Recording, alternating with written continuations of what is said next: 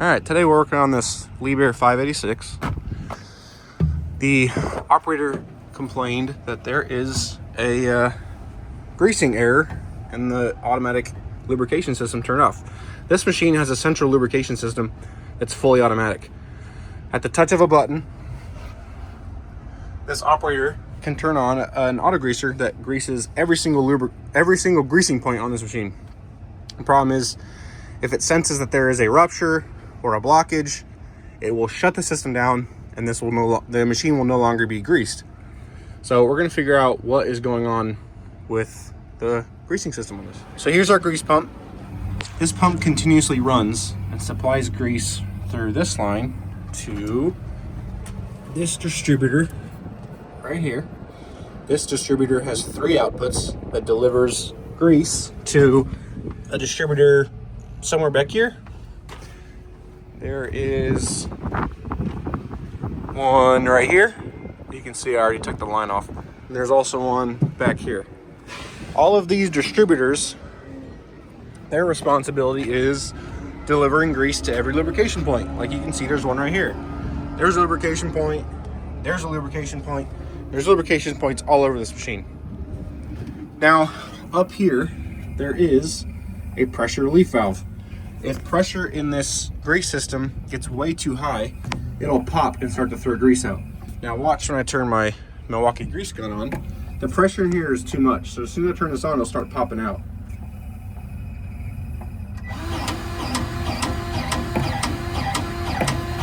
Can you see it? See it popping out?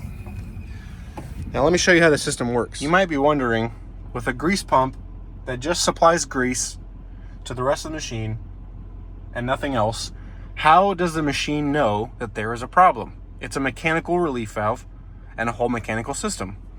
I'm about to show you. Each of those distributors have spools. This is the main distributor, so our line from our grease pump is coming through here. This has 3 spools. All of these move in sequence and supply grease to the rest of the distributors. So let me show you. Here is our figure A. Grease comes in through here and moves through these holes, moves in through here, through here, through here. Finally get to this point. It pushes this spool to the left. Now, every line you see here is already pre-charged with grease. So whenever these grease lines get installed, the lines already have grease in them. So you can think of every single line that is pictured here has grease. When this spool is pushed to the left, all of the grease that's in here gets pushed out. So that we move to our picture B. This is where it shows it. Our spool moved to the left. All of the grease that's in here comes through here, moves through these orifices, and boom, now we get pushed out port 1. This line is going to another distributor. So there's just a very small amount of grease that gets pushed out. There's not continuous flow. It's just a small little boop. We're just pushing out just a little bit of grease. So this one gets moved to the left. Now you move on to picture Charlie. So when this is fully moved to the left, now we have, this is coming from our grease pump. Grease comes in, moves through here. Oh look, now we get spool number 2 moved to the left. What this does is pushes all the grease in these lines out through port 2. What do you think is going to happen next? That's right. Our spool number 3 is going to move to the left. Spool number 3 is moved to the left because our grease is still coming in through here. All right, both these spools are already moved to the left, so they can't move left anymore. They come in through here. Grease comes in, pushes this, pushes the small amount of grease out through these holes, and pushes out port 3, and so on and so on. Now all of our spools are pushed to the left, all of them. Now they have to move to the right. What happens now? Now grease is still coming in. These ports are open, so we have grease coming through here, filling all of these. It comes through here, right? But it can't move that because it's already moved all the way to the left. So grease follows the path of least resistance, because it comes in through here. Now look, moves our spool number 1 to the right. Now it pushes all of the existing grease that's in here, comes out, and pushes it out port 4. We move on to picture F. Now we have our spool 2. Move to the right. We scroll down. On our last picture, our last spool number 3 moves to the right. So this happens in a continuous sequence. This one will move to the left, this one will move to the left, this one will move to the left, this one moves to the right, this one moves to the right, this one moves to the right. Now that is one full cycle. When all of these go to the left and then go back to the right, that's one full cycle. Now, there is, let me go back to it. This right here, B43. This is an electrical connection that communicates with an input module. Now there's a small little spool in here that measures the left and right motion of those spools. So every time those spools move, this sends an electrical signal to an input module. Now let's say one of these ports is blocked and this spool cannot move. We go back to our B43. If those spools are blocked, that means this thing cannot move. If this does not move in the corresponding amount of time, this will send an error code and shut the whole thing off. So that's how this grease system knows that there is a problem. If there is a rupture in the line and grease just decides to pour out of the line instead of moving the spools, this will throw a code. If there is a blockage somewhere and the spools cannot move, that means our little clock or pulse generator will not move and throw a code. So if there is a broken line or if there's excessive blockage, our sensor, our pulse generator picks that up, sends it to the control unit and says, hey, this greasing system is not working properly. That's exactly what's going on in this machine. So we're gonna have to kind of start backwards from those distributors, see where our blockage is, clean the blockage or clean the spools or whatever, and then we'll continue. Okay, so we'll start with this distributor first because this one's just the easiest to get to. So I took off the supply line. This comes from our main distributor. This supplies grease to this, so you can see all of these ports here deliver grease to our front pins, to our lift cylinder pins, to our pins back here. Now with this line off, we're going to run my grease gun on there and we'll see if that relief valve pops. If it does pop, we know that's not our problem. If it does not pop, if it does pop, we know it's not our problem. If it does not pop, we know we've found a problem. Okay, so let's see. Okay, it's still popping grease. So we know with that disconnected, that's probably not our problem. Now we gotta work on finding our other distributors and kind of just go through process of elimination. All right, took that panel off. Now we've exposed the other greasing block that is right there. See it? And I took the supply line off. Now, the biggest red flag for me is the ferrule broke. That line, as soon as I got loose, just shot off. So now let's run my grease gun one more time, and I'm hoping this won't pop. Let's try it. Oh gosh, I forgot a battery. Hold on. Okay, got a battery. All right, ready? Hopefully you guys can see that. And let's start.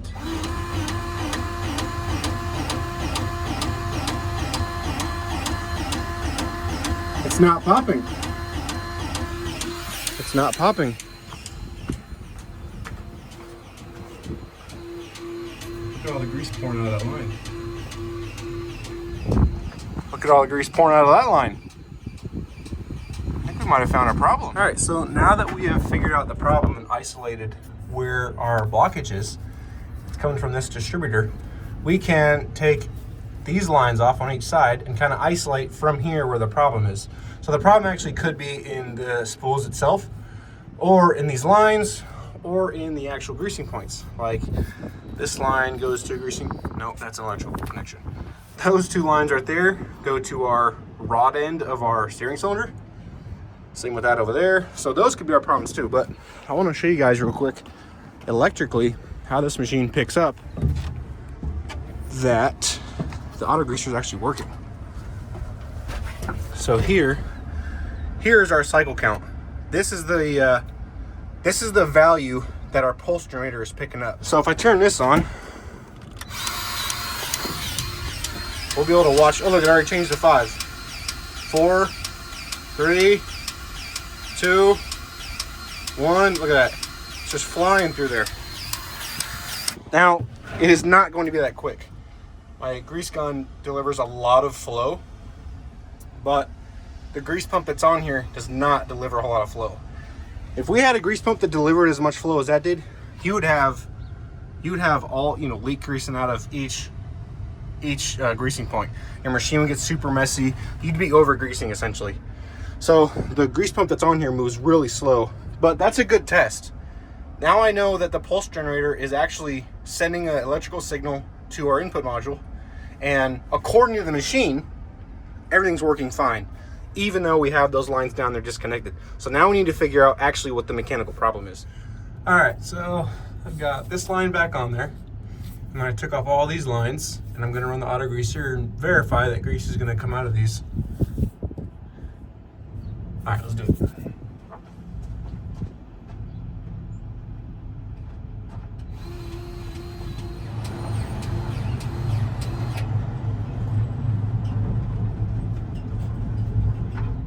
Okay, with all of these lines taken off, our relief is still popping, which means we have a problem somewhere in here. So we're gonna take this off, and we're gonna take apart the spool valves in here, clean them, put them back together, and see what we got.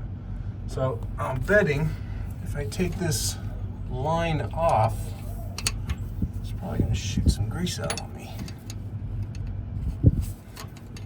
It's so charged up in there. Oh yeah, look at all that grease coming out. Boy, it is hard when you're upside down trying to get a line. Oh, there it goes. Look at all that grease.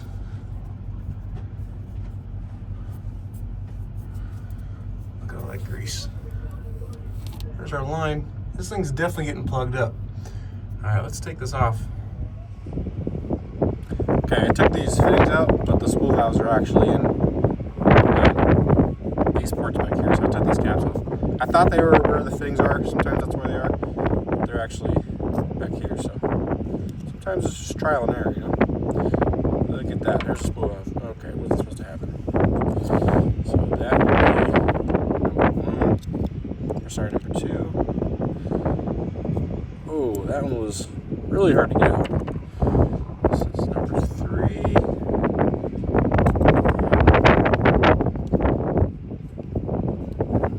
Come out. Number 4.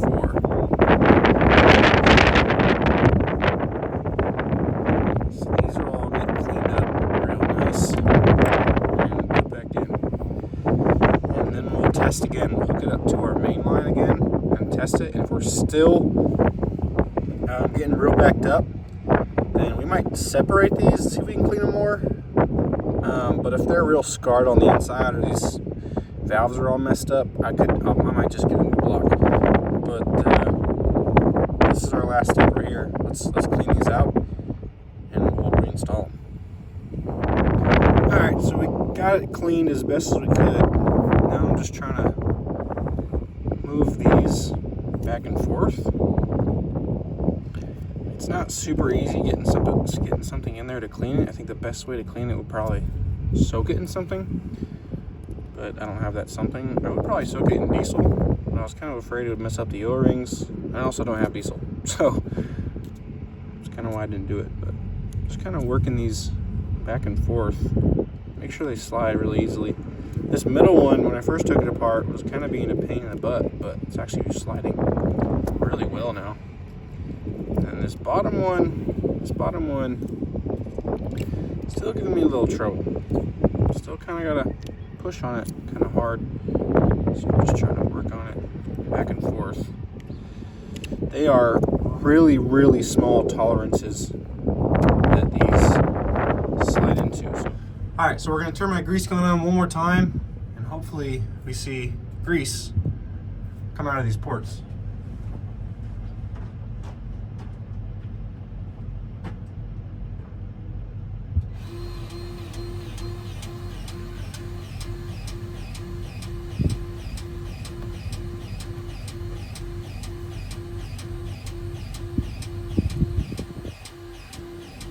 Look at that.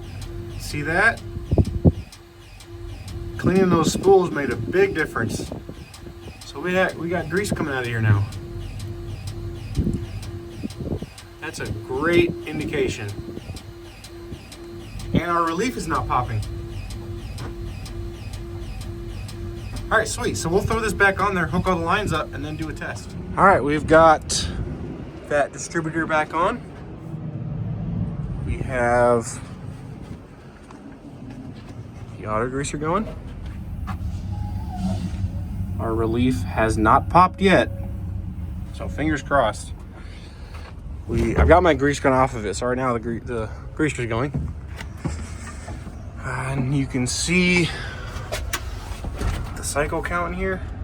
Look at that, it started at 8 and it's already at 7. So we'll keep this thing going until it reaches 0. There we go, it just completed a full cycle. All right, got the auto greaser working on this machine again. We'll button up this panel, close everything up, clean up, and this machine is ready to get back to work.